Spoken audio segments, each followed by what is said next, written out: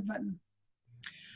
Hello and good evening and welcome to Get the Skinny on Beachbody Coaching Weekly Chat. And this evening we have the Hannah twins. Yes.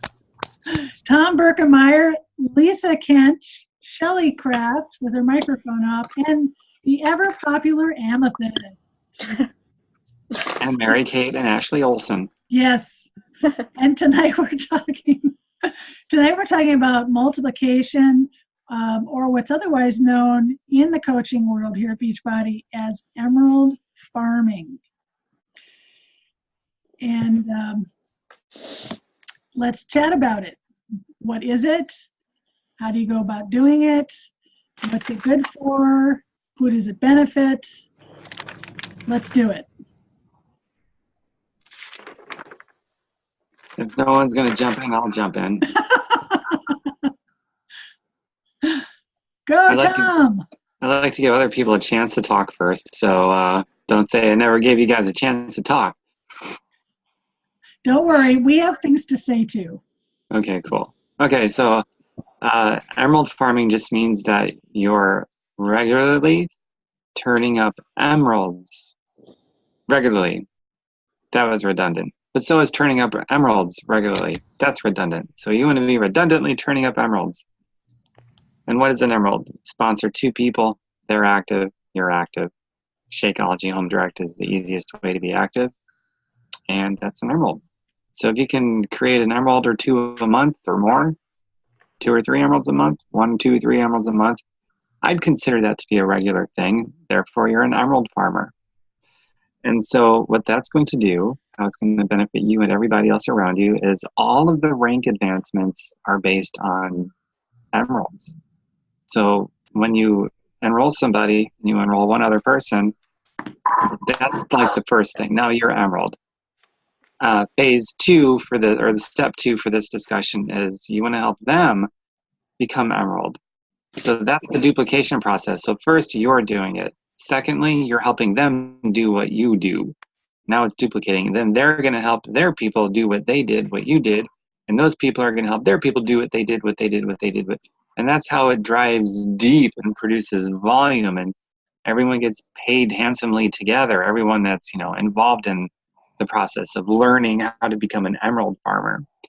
So you can have a goal to be diamond and star diamond and superstar diamond, but all that is broken down to by being an emerald farmer, by creating emeralds and helping them create emeralds, and then having them create their own emeralds and having them help them create their own emeralds.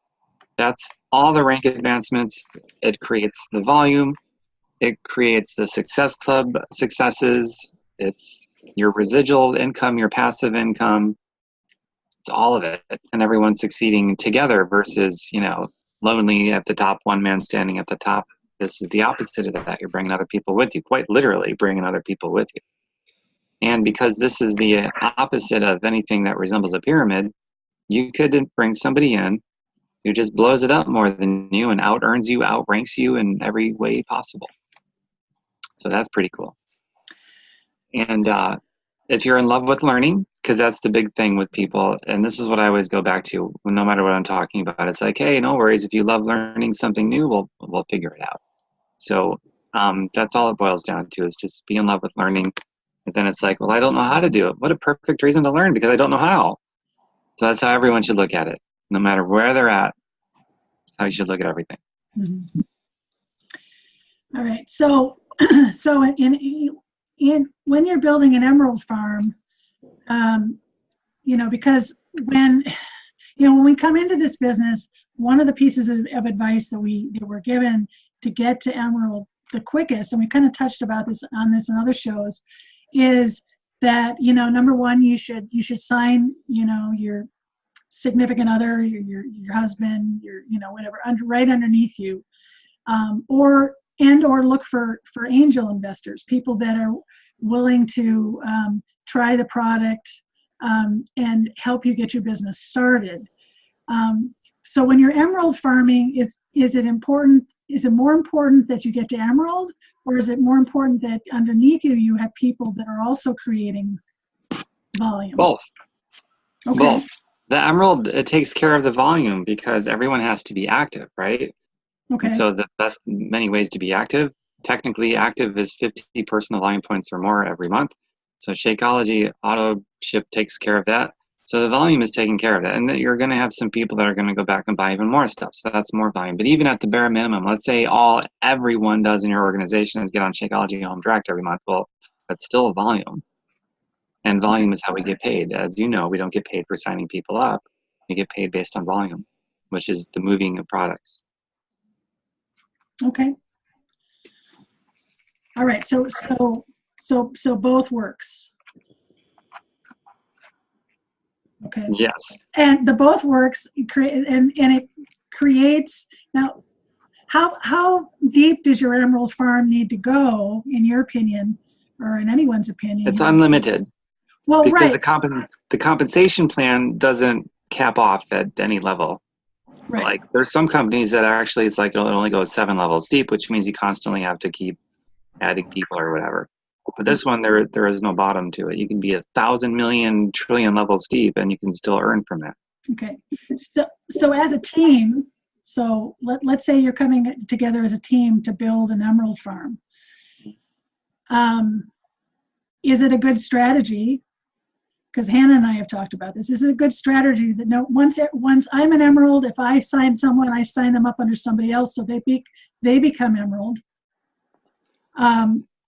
It's so forth and so on, so that everybody in your organization becomes emerald by working together as a team. I think you're talking about you have somebody that wants to sign up with you, but then you say, no, wait, I'm going to have you sign up with this person, but don't worry, I'm still going to coach you just on paper. Yeah. I don't like that, to be honest with you. I mean, I'm not going to tell someone not to do that. Mm-hmm. It just seems weird to me. So I don't do that.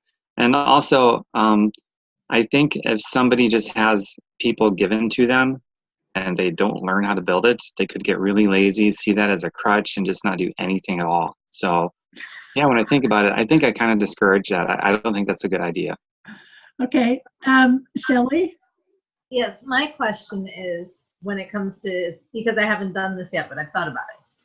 So I'm an emerald, and one of my coaches is my significant other who is not going to be a coach, active coach, other than on paper. So should I maybe put someone under his account because he's not going to be lazy. He's not doing it. He's just in that spot so that I'm an emerald. Right. So it's a strategy for you. I get it. That's what I'm asking because I haven't done it yet. But if it's something that would benefit me, then only if it's somebody that knows you both and is cool with it. If it's somebody that doesn't know him and somebody you met on Facebook or whatever through the daily core of activities, and suddenly they're under this stranger, but they understand that it's your spouse and it's all strategy for you, I wouldn't do it. That makes sense, because I would be like, what do you need?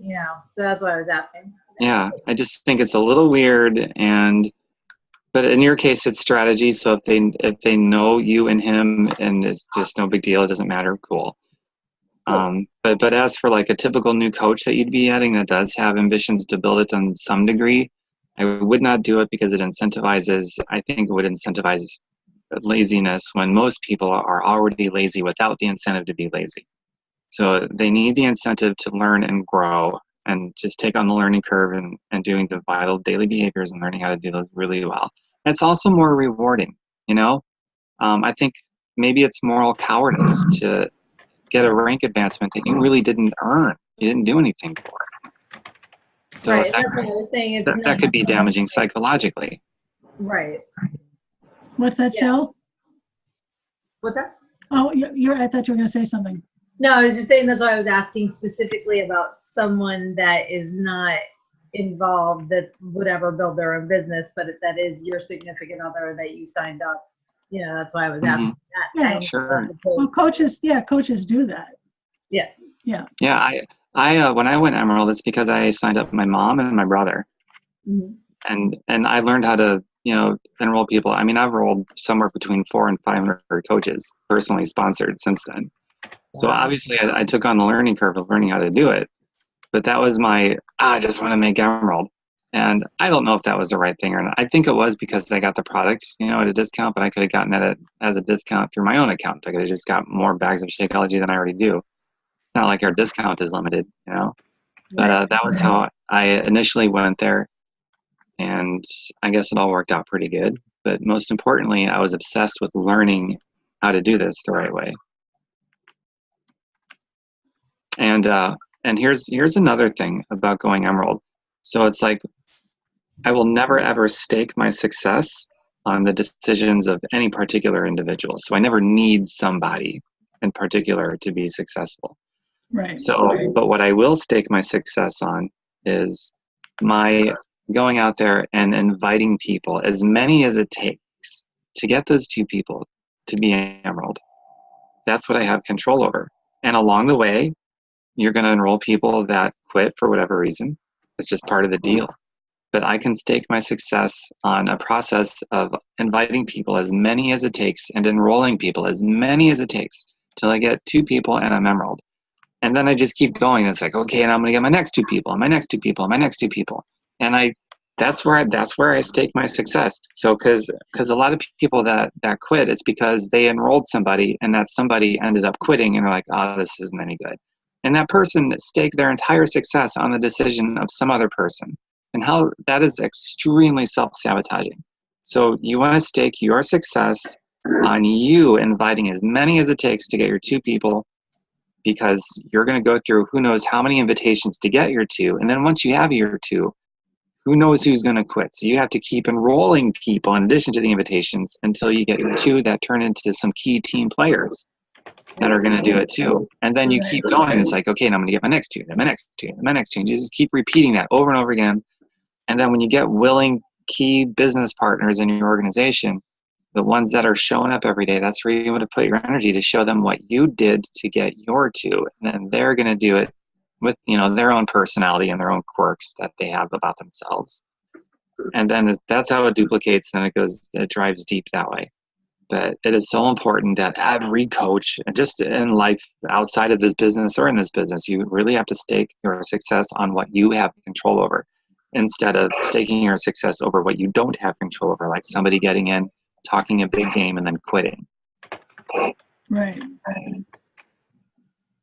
So that's how you go Emerald. And then that's how you drive the Emerald deep and become a farmer and create a culture. So if you're duplicating Emeralds, like you know how to go Emerald, and then you're duplicating Emeralds within your Emeralds, now you're creating a culture. So it's really a culture is what we're talking about. It's a culture of, okay, everyone comes in, there's some sort of communication mechanism that everybody understands. This is what you do. You go Emerald as many times as you can. Every month, pretend it's a brand new month and you're not an Emerald, and then you got to go Emerald again. So every month you're going Emerald again.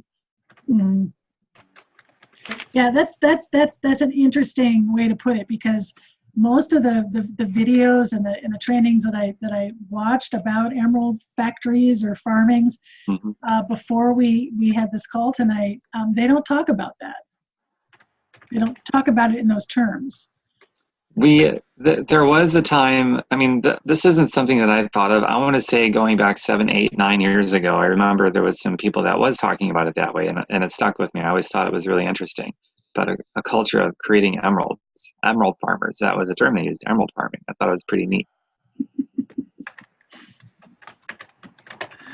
And it does simplify it, because when you start thinking about, well, I need this and I need this and no, just think of it as emerald, and then it doesn't overwhelm you.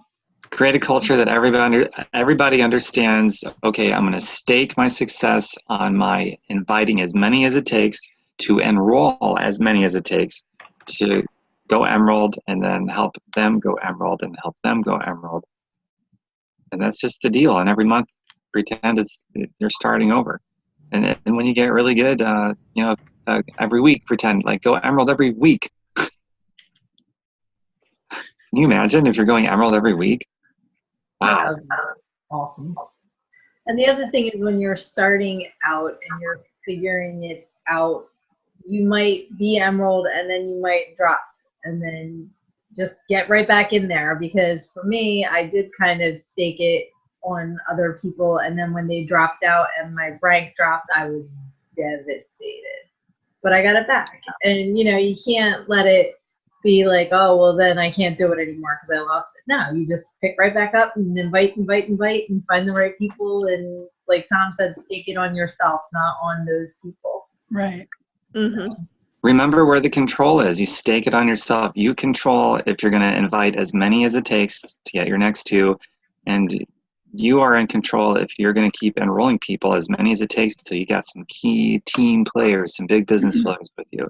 And that number is going to be different for everybody. Maybe invite 10, or maybe you have to invite 100 or 1,000. I don't know. Yep. And then repeat. I mean, Yep. if you invite 10, you can invite 100. You invite 100, you can invite 1,000. If you invite 1,000, you can invite another 1,000 and just repeato. Yeah, I know. 30 days to profit and repeat. Sounds familiar. I know. Repeat.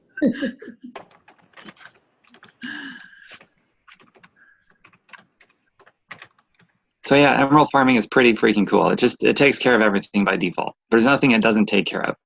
There's no problem it cannot get you out of. Wow. That's pretty That's impressive. quite a claim. It is. It's true though. It's backed up by just simple logic. Insert Black and white. financial disclaimer here. What's that? Insert Beachbody financial disclaimer here. Oh yeah. Right. But ultimately it means we're helping more people. Yeah. Well, yeah, obviously, and here's another one of my favorite things. The more millionaires we create, the closer we come to ending the trends of obesity and chronic disease and chronic debt. So let's create as many millionaires as we can. And creating millionaires, that's a lot of emerald factories, you know? So we got to get the emerald factories going, and that's how we create the millionaires. And that's how we reverse the trends or end the trends. Yeah, absolutely.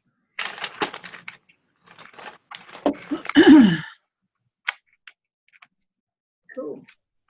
Damn, I must have nailed that. Everyone's speechless. You did. I Oh, don't you think there's did. nothing You to add. did. You said it all. I don't know what else to say.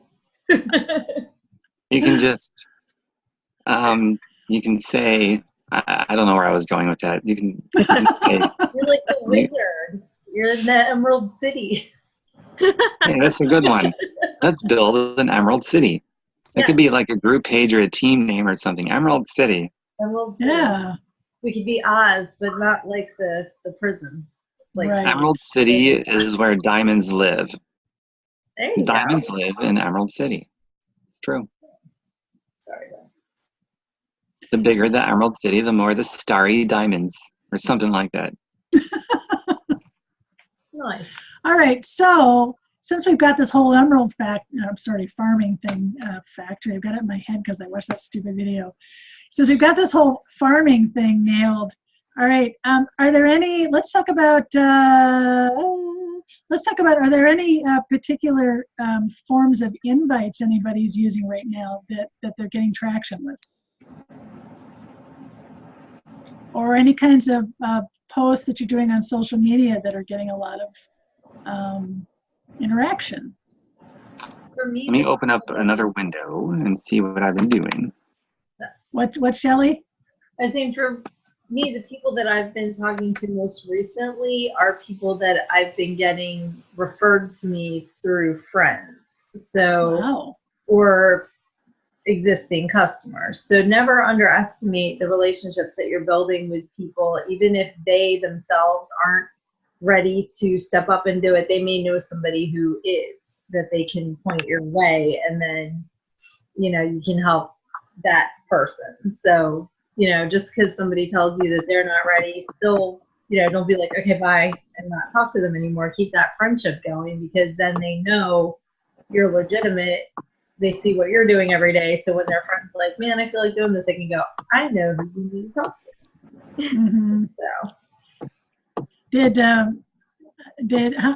Did all of us watch the 1x3x5 thing with Brendan Burchard? I did. And what did you guys think of that? I took notes. They're in the other room though. Well, Hannah, what did you think? With the, when was it? It was the Brendan Bouchard. He talked about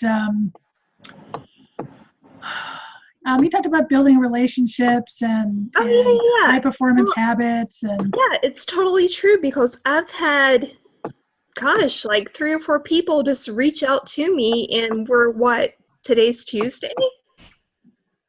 And it's just the relationships I've had in the past, and people are like, you just seem to be on this natural high lately. Like, what's been going on? And just with some of the posts and stuff I've been making, and it's so touching to have people reach out to me, and whether it be health problems that they're having, and them just reaching out and things I had never known about before. I'm just like, wow, okay, thank you so much for just, taking that initiative, because I've been reaching out left and right to people, but then, just these past few days, people have been actually reaching out to me and I'm just, wow, this really has power. So it's really cool. Mm-hmm. very, very cool. Yeah. That's awesome. I thought the interesting thing he said, I watched most of it. I was on my way up to a town called Kingsport that's north of where Hannah and I live. And I go to a monthly entrepreneur meetup thing. I thought the really cool thing he talked about was how, and I have a friend who has a boutique public relations firm that does this, where when he said when he would prospect people about his coaching and they would say no, he would keep reaching out to them and with like valuable content, or I saw this and I thought you might like it or be interested in it, or he would just keep reaching out to them like once a month, sending them something, something that created value for that person, and he was just incessant about it. And I could relate to that because I know that's how my friend Jennifer has built her public relations, business. So I thought that was kind of cool and an interesting idea. Of course, you have to have, what he didn't talk about is, well, how do you, it's easier now with Facebook and Messenger. You don't necessarily have to have somebody's email. You can, if you can connect with them on Facebook, you could messenger them. So you could keep up to date with them that way. But he didn't go into how to create that connection point so that they're going to see whatever it is you want to send them. Mm-hmm. So I did like too that he ended everything with, and remember, I'm happy to help, so if you need me, I'm here, like kind of like a little planting that seed subconsciously. So it's not anything like, do you want to sign up? Do you want to, but just kind of like, hey, I'm here if you need me, like, exactly. Over here if you need me. Still here if you need me. So I thought that was kind of cool. Anyway, so any kind of invites that are working better than others, or getting more traction? Any kind of posting that's working better lately that you've noticed? I'll share something I've been doing that's doing pretty well. This is something I've been teaching for a while, but more focused on the content that I create. A lot of people will just post things that require someone to say yes or no, or like if you whatever. I always thought that was kind of lame and kind of not creative at all. And recently, Facebook changed their algorithms to require people to have actual conversations instead of like or yes or no responses if they're going to get the EdgeRank advantage. So I'm like, yeah, okay, that's kind of validating. I like that because I prefer real conversations anyway. So I'll post things like, what's your success story going to be this year? How does it unfold? And so people love sharing that, and it would get them to actually converse and be more engaging than saying yes or no, or just clicking the like button. And then Facebook will show it to more people in my news feed, which gets more exposure and more people see it and more people might friend me. And who knows where it's going to go from there. So that's one example. Another example of that is it's been used so loosely. What does it mean to be awake to you? And then everybody loves to have their opinion heard, right? So I'll ask very opinionated based questions that require some kind of conversation. Right. So that worked out really well. And I've just got all kinds of stuff, and I've been saving all of them. In fact, I just remembered I got them in a text file, so I'm kind of reading them to you now. But here's another one. What do you need to keep you accountable? And then people would go into stories about what they use and maybe how it evolved. Let's see. What are you doing? Oh yeah, what are you doing to avoid the flu? Post your daily health habits below. So then people would post about what they're doing to avoid the flu. And something like that, they'd really get passionate about because of the whole government conspiracy that people believe to make people sick. So that really got an interesting conversational thread going. So those are the kinds of posts that are doing the best. So being slightly controversial and not asking open-ended questions. No, not even controversial, just conversational. So if it sounded like I said controversial, I was saying conversational. No, I heard you say that, but asking questions that will pique people's interests enough to want to give a response, an answer, a long answer. Yeah, asking people for their opinions and asking people to show off what they know. There's a good one. Okay. Asking people to show off what they know. It's something opinion-based, or they're showing off what they know. It's something that requires a bit more than a yes or no response, but a conversational piece. That's been awesome. All right, I really agree with that. I just want to say real quick, remember last year when we were going to Summit? I posted a picture of New Orleans and asked them, I say, we're going to New Orleans. What have you been there? What should we do? And it went on and on and on and on. And everybody would put their favorite thing down, and then somebody else would agree or disagree. And it just went on and on and on. It was Perfect. interesting. Yeah. People like to help. So if you ask something that they can be helpful answering, then they like to step up and answer you. Yeah, that's right. I've done some posts. I can't think of any off the top of my head, but something along the lines of, what do you know about fill in the blank? I'd love your 2 cents or whatever. Yep. Because it's really easy to just throw something up there that's like Democrats are poopy heads or Republicans are poopy heads. And then you'll get a whole bunch but it's not positive. It's not, No. There's a difference between trying to get traffic to your page by any means and getting traffic to your page by the right. Right. So That's a good nuance, Shelley. Very good nuance. Right. Besides, you don't want a bunch of negative Nellies exactly. mucking up the No. works. You don't want to turn your page into a sounding board or a venting board for the frustrations of the day. Right. Exactly. Always positive. So What I love about Tom's questions is they point towards what we do, but not in an obvious way. Yeah. What do you do to hold accountable? What are you doing to avoid the flu? They're health and fitness centers without saying what workout is your favorite in the morning. I like that. That just, it's getting my little wheels turning. Good. Good. I love hearing stuff that gets my wheels turning and start thinking of content that I could post. I really, really, really love that.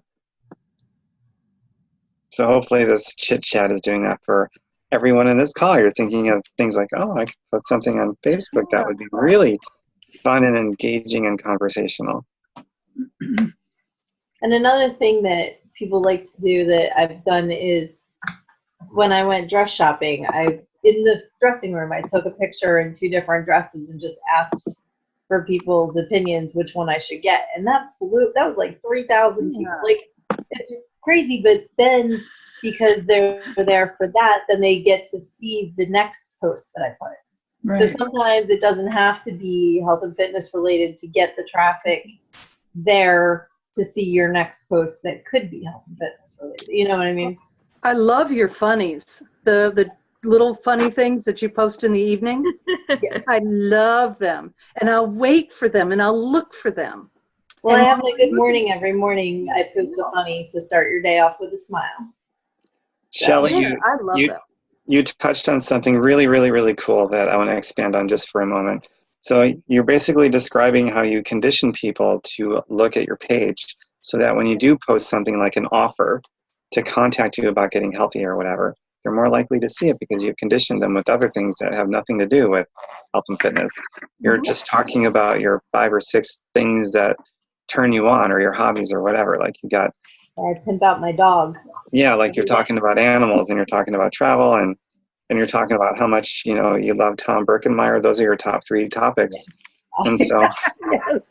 and so, Travel and Birkenmeyer, I can do that. And Hannah knows how to pimp out dogs, by the way. perfect. Exactly. We were So you talking talk about I love all these things that you're really interested in these really fun, creative, conversational ways, and then once in a while you throw out an offer about getting healthy or making money or whatever. Right. Yep, exactly.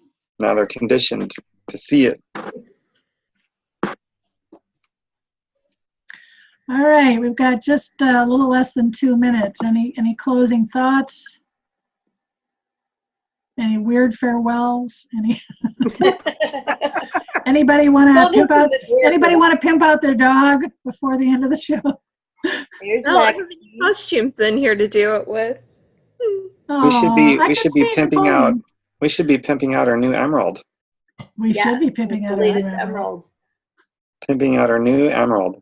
Woo! Emerald farming. The beginning of a culture of emerald farming. How about that? There you go. So you're setting the pace Whoop, now. whoop. That's awesome. This Come right one's out frozen. the gate. All right. Less Well, yeah, it's that time. It's less than a minute.